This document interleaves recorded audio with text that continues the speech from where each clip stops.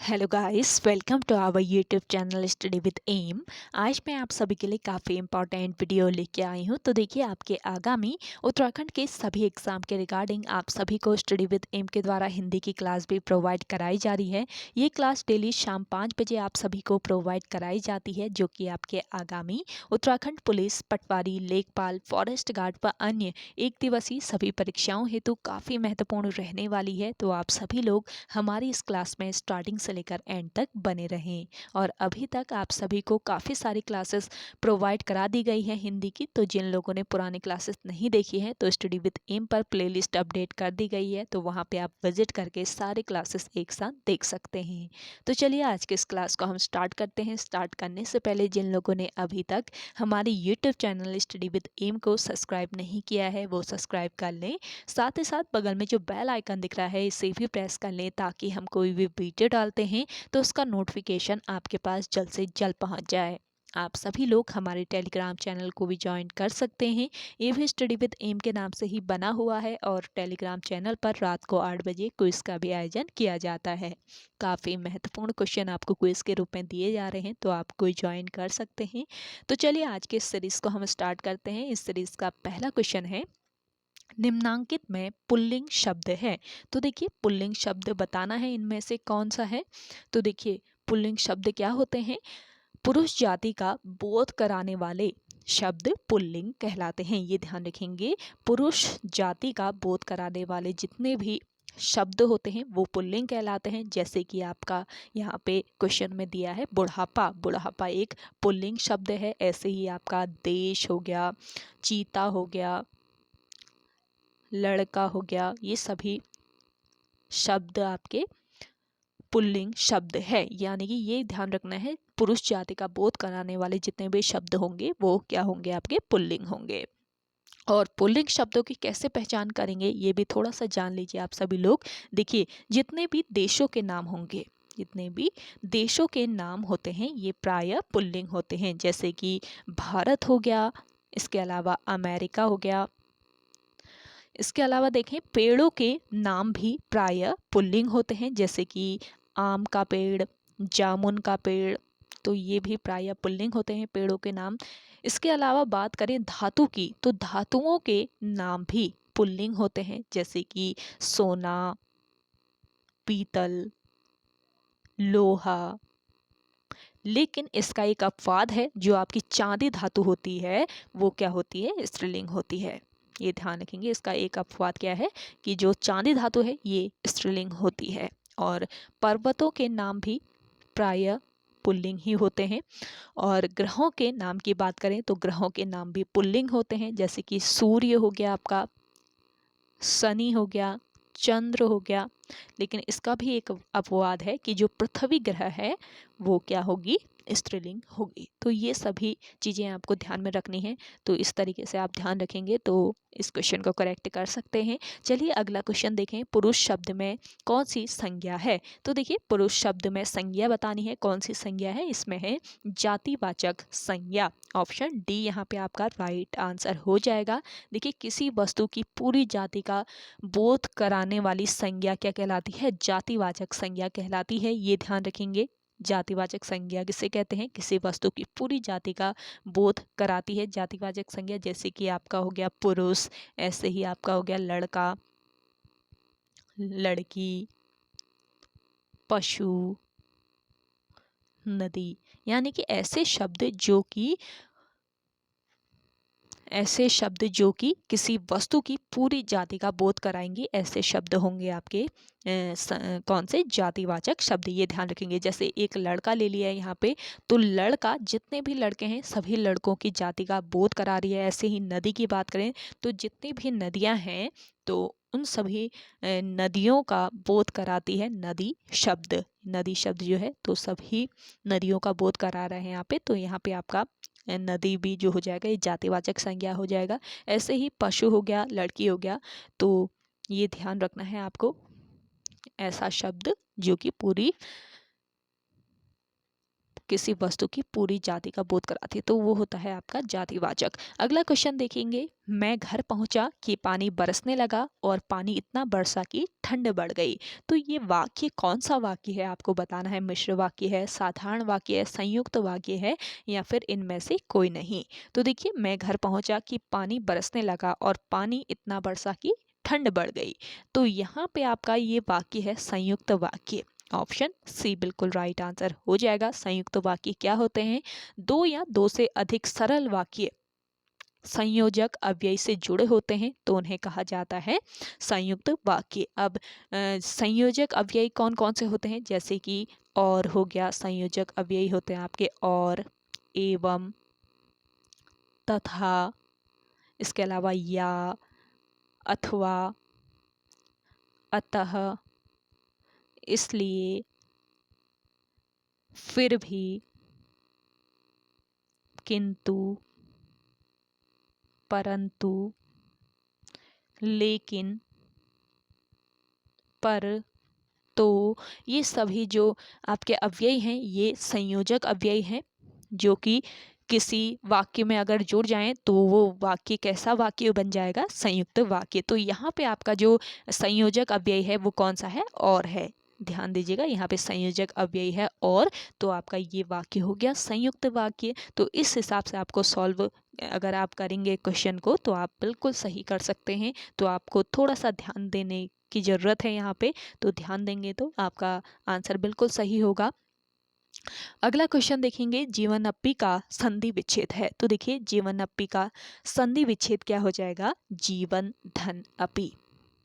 Option D इस question का बिल्कुल राइट आंसर है। अगला क्वेश्चन देखें, किसी शब्द में द्विगु समास नहीं है। तो देखिए, किस शब्द में द्विगु समास नहीं है ये बताना है। वैसे तो समास आपके सिलेबस में नहीं है, लेकिन एक आध क्वेश्चन ऐड हो गए हैं इसमें, तो इसको भी देख लीजिए। तो पीताम्बर जो है, पीताम्बर शब्द में द्विगु समास नहीं है। अगला क्वेश्चन देखेंगे, उपयुक्त उत्तर देना है। आपको एक कथन दिया हुआ है, एक वाक्य दिया है, इससे रिलेट करके एक सही उत्तर देना है। यहाँ पे उद्धव का ना लेना न माधव का देना।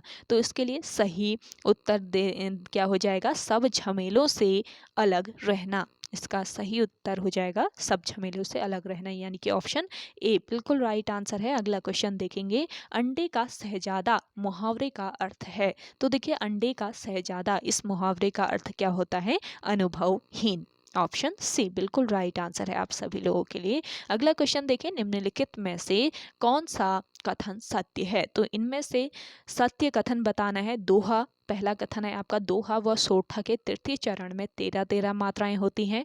दूसरा कथन है, दोहा व सोठा के प्रथम चरण में 13-13 मात्राएं होती हैं। तीसरा कथन है, दोहा व सोठा के द्वितीय चरण में 13-13 मात्राएं होती हैं। तो देखिए, यहाँ पे कौन सा कथन सत्य है ये बताना है। तो कोई भी कथन इसमें सत्य नहीं है, तो आपका यहाँ पे करेक्ट आंसर हो जाएगा उपयुक्त में से कोई नहीं, यानी कि ऑप्शन डी। अगला क्वेश्चन देखें, हिंदी वर्णमाला में अयोग व वर्ण है। तो देखिए, हिंदी वर्णमाला में अयोग व वर्ण कौन कौन से होते हैं? अंग और अह, यानी कि ऑप्शन ए बिल्कुल राइट आंसर हो जाएगा। देखिए, अयोग व में अनुस्वार, अनुस्वार यानी अंग की मात्रा, और विसर्ग यानी अह की मात्रा को स्वरों के साथ रखा जाता है। अयोग व में अनुस्वार और विसर्ग को स्वरों के साथ रखा जाता है। और अयोग व जो स्वर होते हैं वो कौन कौन से होते हैं? ये आपके अंग और अह होते हैं, जो कि उच्चारण की दृष्टि से तो व्यंजन होते हैं और लेखन की दृष्टि से क्या होते हैं? स्वर होते हैं। ये ध्यान रखेंगे, अयोगवाद जो होते हैं ये उच्चारण की दृष्टि से तो व्यंजन होते हैं, लेकिन लेखन की दृष्टि यानी लेखन के लिखा जाता है इनको स्वरों के रूप में। तो ये आपको ध्यान में रखना है। और हिंदी वर्णमाला में दो आपके अयोगवा होते हैं, अंग और अह। अगला क्वेश्चन है, ज्ञ किसके मेल से बना है? तो देखिए, ज्ञ बना है किसके मेल से? जौ और यौ के मेल से। आधा जौ और यौ के मेल से बना है, यानी कि ऑप्शन सी बिल्कुल करेक्ट आंसर है। अगला क्वेश्चन है, अर्ध विराम चिन्ह का रूप है। तो देखिए, अर्ध विराम चिन्ह का रूप कौन सा है? इनमें से जल्दी से बताएं जिनको आंसर आ रहा है। तो देखिए इनमें से अर्ध विराम चिन्ह है आपका ऑप्शन डी में, यानी कि ऑप्शन डी यहाँ पे आपका राइट आंसर हो जाएगा।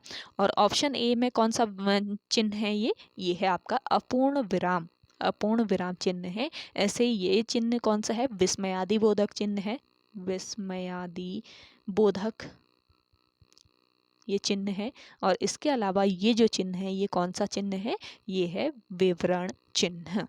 तो ये आपको ध्यान में रखना है। और इसके अलावा आपसे पूछा जाए कि बताएं यह चिन्ह कौन सा है, तो ये तो यही हो गया अर्धविराम चिन्ह। इसके अलावा नीचे आपका कॉमा होता है, तो ये चिन्ह बताएं कौन सा है, ये हो जाएगा आपका कौन सा, अल्प विराम, अल्प विराम चिन्ह। और बताइए ये चिन्ह कौन सा होता है, ये भी पूछा जा सकता है आपसे, तो ये होता है निर्देशक, या फिर इसको डैश भी बोलते हैं, आपको पता ही होगा। और ये जो चिन्ह होता है आप बताएं ये वाला चिन्ह कौन सा चिन्ह है, जल्दी से बताएं। आप सभी को आंसर आ रहा है तो कमेंट सेक्शन में आप सभी लोग आंसर करके बताएं ये चिन्ह कौन सा है। तो देखिए ये चिन्ह है आपका समाप्ति सूचक, समाप्ति सूचक ये चिन्ह होता है, इसको ध्यान में रख लीजिए, ये भी आपका इम्पॉर्टेंट है। तो जितने भी चिन्ह यहाँ पे इम्पॉर्टेंट रहते हैं वो मैं आपको बता देती हूँ, तो आप इन्हें कहीं पे नोट कर लीजिए और बनाते रहिएगा। तो इससे आपको प्रैक्टिस में आप रहेंगे तो आप जल्दी से सीख जाएंगे कौन सा चिन्ह कैसा बना होता है और याद भी रहेगा आपको। अगला क्वेश्चन देखें, गुरुत्व शब्द में कौन सी संज्ञा है। तो देखिए गुरुत्व शब्द की बात करें तो इसमें भाववाचक संज्ञा है, यानी कि ऑप्शन डी यहाँ पे आपका बिल्कुल करेक्ट आंसर हो जाएगा। देखिए भाववाचक संज्ञा में क्या होता है, भाववाचक संज्ञा में किसी व्यक्ति या वस्तु के गुण दोष एवं भावों का बोध कराने वाले शब्द निहित रहते हैं। ये ध्यान रखेंगे, इंपॉर्टेंट पॉइंट है आपका। भाववाचक संज्ञा में किसी व्यक्ति या वस्तु के गुण दोष एवं भावों का बोध कराने वाले शब्द निहित रहते हैं, जैसे कि आपका वीरता हो गया, पुरुषत्व हो गया, पुरुषत्व हो गया, ऐसे ही आपका लालिमा हो गया, मिठास हो गया, यौवन हो गया, ऐसे ही आपका गुरुत्व हो गया। तो ये आपके सभी जो शब्द है ये किसके उदाहरण है, भाववाचक संज्ञा के। तो भाववाचक संज्ञा में किसी व्यक्ति या वस्तु के गुण दोष एवं भावों का बोध कराने वाले शब्द निहित रहते हैं। तो ये सभी शब्द होते हैं आपके भाववाचक शब्द। तो ये आपको ध्यान में रखना है, भाववाचक संज्ञा शब्द हैं। और देखिए गुरु जो आपका यहाँ पे एक जातिवाचक संज्ञा है। गुरु की बात करें तो यहाँ पे जो गुरुत्व लिया है तो वो कैसे बना ये ध्यान रखिए। तो देखिए गुरु जो शब्द है ये एक जातिवाचक संज्ञा है। अब इसको भाववाचक में बदलें तो कैसे बदलेंगे, तो देखिए गुरु एक जातिवाचक संज्ञा है और जातिवाचक संज्ञा क्या होता है, वह संज्ञा जो किसी वस्तु की पूरी जाति का बोध कराती है। जो संज्ञा जो किसी वस्तु की पूरी जाति का बोध कराती है वो कहलाती है आपकी जातिवाचक संज्ञा। भाववाचक संज्ञा में बदलने के लिए क्या किया जाता है, आव, त्व, वन, अन, ई, ता, हट का प्रयोग होता है। ये ध्यान रखेंगे, किसी भी जातिवाचक संज्ञा को भाववाचक संज्ञा में बदलने के लिए किसका यूज होता है, आव का, त्व का, इसके अलावा वन का, अन का, ई का, ता का, हट का प्रयोग होता है। तो यहाँ पे गुरु में किसका प्रयोग किया गया है, त्व का प्रयोग किया है। इसको जातिवाचक को भाववाचक बदलने में त्व का यहाँ पे प्रयोग किया गया है। तो गुरु धन त्व क्या हो जाएगा आपका, गुरुत्व। तो ये जो शब्द हो गया आपका, ये कौन सी संज्ञा है, इसमें भाववाचक संज्ञा। तो आप आई होप आप सभी को ये समझ में आ रहा होगा। अगर समझ में नहीं आ रहा है तो फिर भी आप कमेंट सेक्शन में कमेंट करके पूछ सकते हैं कि आपके समझ में नहीं आया और दोबारा से बता दो, तो दोबारा से इसको मैं एक्सप्लेन कर दूंगी। और ऐसे ही आपका बंधु, बंधु भी एक कैसा शब्द है, जातिवाचक शब्द है, संज्ञा शब्द है, जातिवाचक संज्ञा शब्द। और इसमें भी त्व हमने जोड़ दिया तो क्या हो जाएगा, बंधुत्व, बंधुत्व। तो जातिवाचक संज्ञा को भाववाचक संज्ञा में बदलने के लिए आव, त्व, वन, अन, ई, ता, हट का प्रयोग होता है। ये नियम अगर आपको पता रहेगा तो आप करेक्ट कर सकते हैं। तो जो गुरुत्व शब्द है ये गुरु शब्द से बना हुआ है, यानी कि इसमें हमने त्व जोड़ दिया तो ये गुरुत्व शब्द बन गया और ये भाववाचक संज्ञा का उदाहरण है। अगला क्वेश्चन देखेंगे, प्रेस प्रतिनिधि शब्द है। तो देखिए प्रेस प्रतिनिधि जो शब्द है ये एक कैसा शब्द है, ये एक संकर शब्द है। और संकर शब्द क्या होते हैं, दो भिन्न यानी अलग अलग भाषाओं से मिलकर बने शब्दों को संकर शब्द कहा जाता है। ये ध्यान रखेंगे, दो अलग अलग भाषाओं से मिलकर बने शब्दों को कहा जाता है संकर शब्द। अब यहाँ पे प्रेस है आपका अंग्रेजी भाषा का शब्द, और प्रतिनिधि ये किस भाषा का शब्द है ये आप कमेंट करके बताएं, जल्दी से कमेंट सेक्शन में कमेंट करके बताएं। आप सभी को आज का ये सेशन पसंद आ रहा है तो लाइक कर लें। जिन लोगों ने अभी भी हमारे YouTube channel study with M को सब्सक्राइब नहीं किया है वो सब्सक्राइब कर लीजिए। देखिए काफ़ी महत्वपूर्ण सेशन है और काफ़ी मेहनत भी लगती है इन सेशन को बनाने में, तो आप सभी लोग इतना तो कर सकते हैं ना। तो इसको आप शेयर कीजिए, इन क्लासेस को आप सभी लोग बहुत आगे लेके जाइए इन क्लासेस को, और एंड तक फॉलो कीजिए। डेली बेसिस पे आपको ये क्लासेस आप सभी लोगों के लिए ही प्रोवाइड की जा रही है ताकि आपको आगामी एग्ज़ाम में काफ़ी हेल्प मिल जाए। तो आप सभी लोग इनको सब्सक्राइब जरूर कर लीजिए। और कैसा लग रहा है ये सेशन आज का, आप कमेंट सेक्शन में कमेंट जरूर कीजिए। आप सभी लोगों का कमेंट का बेसब्री से इंतज़ार रहता है हमें कि कैसा आपको सेशन लगता है, पसंद आ रहा है या नहीं आ रहा है, तो आप कमेंट सेक्शन में कमेंट करके बताएं। अगला क्वेश्चन देखें, देवनागरी लिपि का विकास कैसे हुआ है। तो देवनागरी लिपि का जो विकास हुआ है ये ब्राह्मी लिपि से हुआ है, यानी कि ऑप्शन सी बिल्कुल राइट आंसर है। देखिए भारत की सभी लिपियाँ ब्राह्मी लिपि से निकली हुई हैं। भारत में जितनी भी लिपियां हैं वो किस लिपि से, ब्राह्मी लिपि से निकली हुई है। देवनागरी लिपि नागरी लिपि के पश्चिम शाखा की प्रमुख लिपि है। देवनागरी लिपि नागरी लिपि के पश्चिम शाखा की प्रमुख लिपि है। और देवनागरी लिपि की सबसे बड़ी विशेषता क्या है, ये भी इम्पॉर्टेंट पॉइंट है, इसको नोट कर लीजिए या फिर याद रखिए, जो आपसे हो सकता है वो आप कीजिए। देवनागरी लिपि की विशेषता क्या है बताइए, 3-4 ऑप्शन दे दिए जाएंगे आपको, तो वहाँ पे आपको करेक्ट करना पड़ेगा। तो देवनागरी लिपि की सबसे बड़ी विशेषता है सर्वाधिक वैज्ञानिक लिपि होना और एक ध्वनि के लिए एक संकेत होना। तो ये सबसे बड़ी विशेषता है देवनागरी लिपि की, इसको नोट कर लीजिए, सर्वाधिक वैज्ञानिक लिपि होना और एक ध्वनि के लिए एक संकेत होना। और देवनागरी लिपि का सर्वप्रथम प्रयोग किस शिलालेख में हुआ है, ये क्वेश्चन भी आपसे पुटअप किया जा सकता है आयोग के द्वारा। तो आपको देवनागरी का सर्वप्रथम प्रयोग किसके शिलालेख में हुआ ये भी बताना है। जिन लोगों को आंसर आ रहा है कमेंट सेक्शन में कमेंट करके बताएं आप सभी लोग, और जिन्हें नहीं आ रहा है तो मैं बता देती हूँ, आप नोट कर लीजिए। देवनागरी का सर्वप्रथम प्रयोग हुआ था किसके शिलालेख में, जय भट्ट के शिलालेख में। काफ़ी इम्पॉर्टेंट ये पॉइंट है आपका और यहाँ से क्वेश्चन पूछा जा सकता है, आपको बता दूं। अगला क्वेश्चन है, अनुग्रह शब्द का विलोम है। तो देखिए अनुग्रह शब्द जो है इसका क्या विलोम होता है, तो आप सभी को पता ही होगा, अनुग्रह का विलोम हो जाएगा विग्रह। अगला क्वेश्चन देखेंगे, पर्वत शब्द का कौन सा शब्द पर्यायवाची नहीं है। तो देखिए पर्वत शब्द का पर्यायवाची नहीं है। अगर आपको पर्वत के पर्यायवाची पता होंगे तो आप करेक्ट कर सकते हैं। तो देखिए पर्वत के पर्यायवाची की बात करें तो पहाड़, इसके अलावा गिरी, पहाड़ हो गया, गिरी हो गया, अचल हो गया, नग हो गया, भूदर हो गया, शैल हो गया, शिखर हो गया, तुंग हो गया, ये सभी पर्वत के पर्यायवाची हैं, लेकिन अम्बुधि नहीं है। तो ऑप्शन ए यहाँ पे आपका राइट आंसर हो जाएगा। और अम्बुधि जो है ये रत्नाकर, अम्बुधि के पर्यायवाची कौन कौन से हैं, रत्नाकर है, समुद्र है, समुंदर है, इसके अलावा सागर है, अविश है, मकरालय है, जलेश है, नदीपति है, सिंधु है। तो ये सभी पर्यायवाची है अम्बुधि के, ये भी आप नोट डाउन कर लीजिए। अगला क्वेश्चन है, तूफानों के बीच रिपोर्टाज के लेखक का नाम है। तो देखिए तूफानों के बीच जो कि एक रिपोर्टाज है और इसके लेखक कौन है, इसके लेखक है रांगेर राघव। ऑप्शन सी बिल्कुल राइट आंसर हो जाएगा। देखिए रांगेर राघव, इनके जन्म की अगर हम बात करें तो वर्ष 1923 में कहाँ पर इनका जन्म हुआ, आगरा में इनका जन्म हुआ, आगरा में इनका जन्म हुआ था और मूल नाम था इनका तिरुमल्ले नंबाकम वीर राघव। तो मूल नाम भी अक्सर लेखकों के पूछ लिए जाते हैं आयोग के द्वारा। तो इनका मूल नाम था तिरुमल्ले नंबाकम वीर राघव।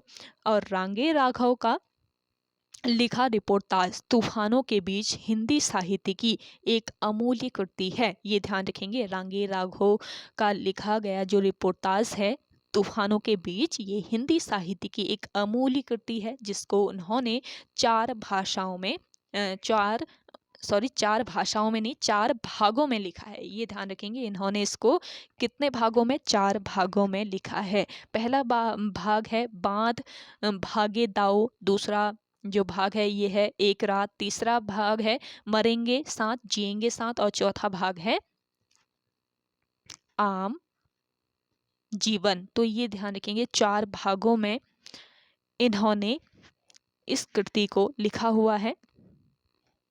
तो चार भाग आपने नोट कर लिए होंगे। पहला भाग है बोध भागे दाऊ, दूसरा है एक रात, तीसरा है मरेंगे साथ जिएंगे साथ, चौथा है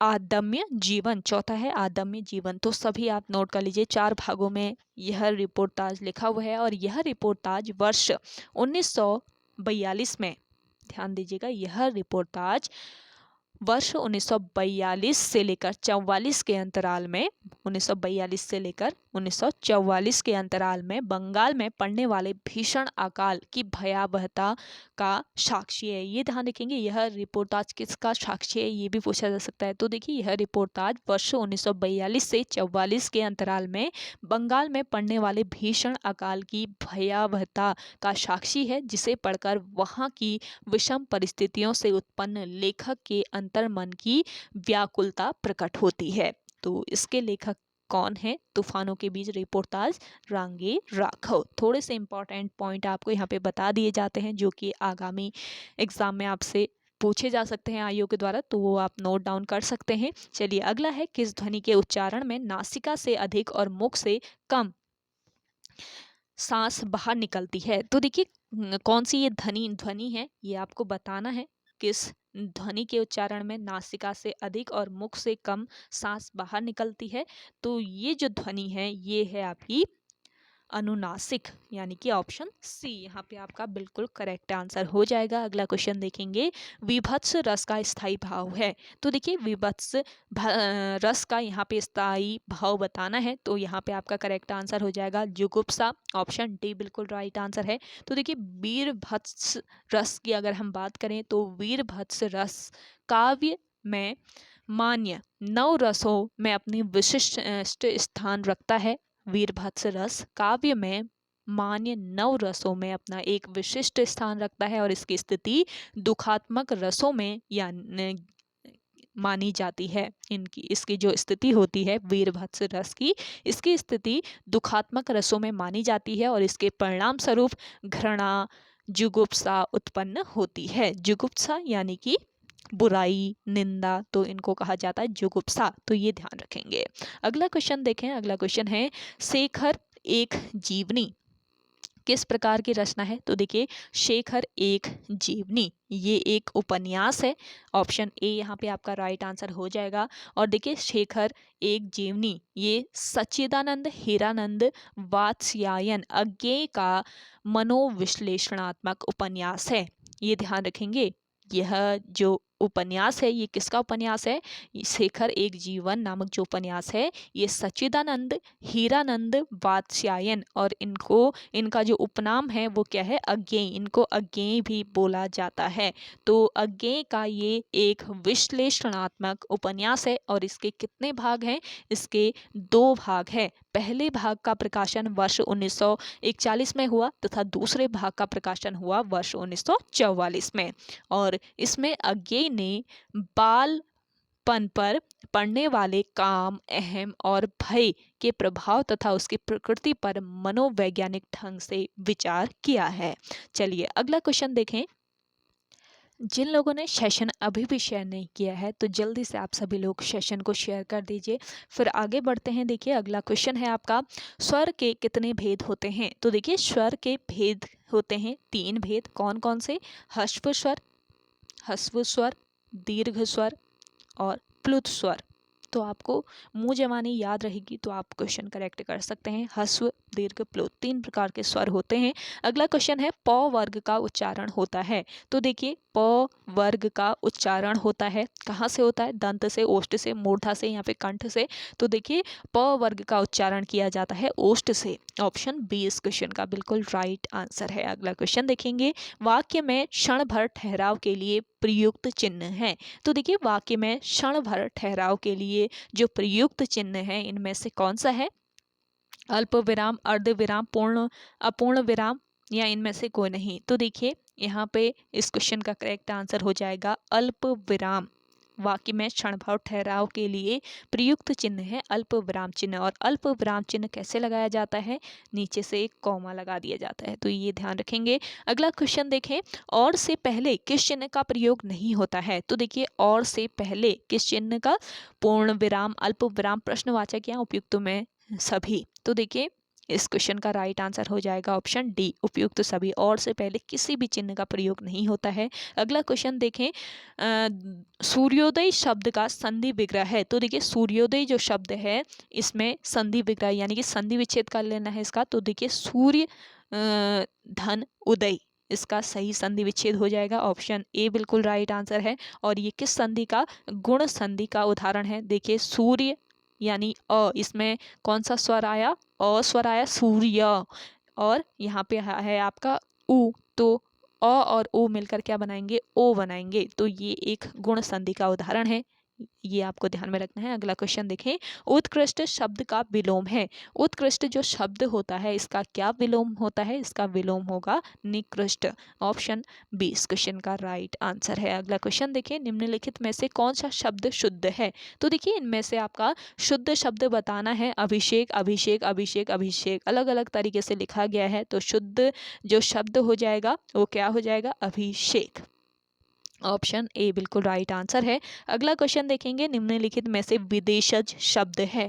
तो इनमें से आपको बताना है कि विदेशज शब्द कौन सा है। तो देखिए विदेशज शब्द बताना है। इनमें से मोर, चिड़िया, जूता ये सभी देशज शब्द हैं, लेकिन आलपिन जो है ये एक विदेशज शब्द है।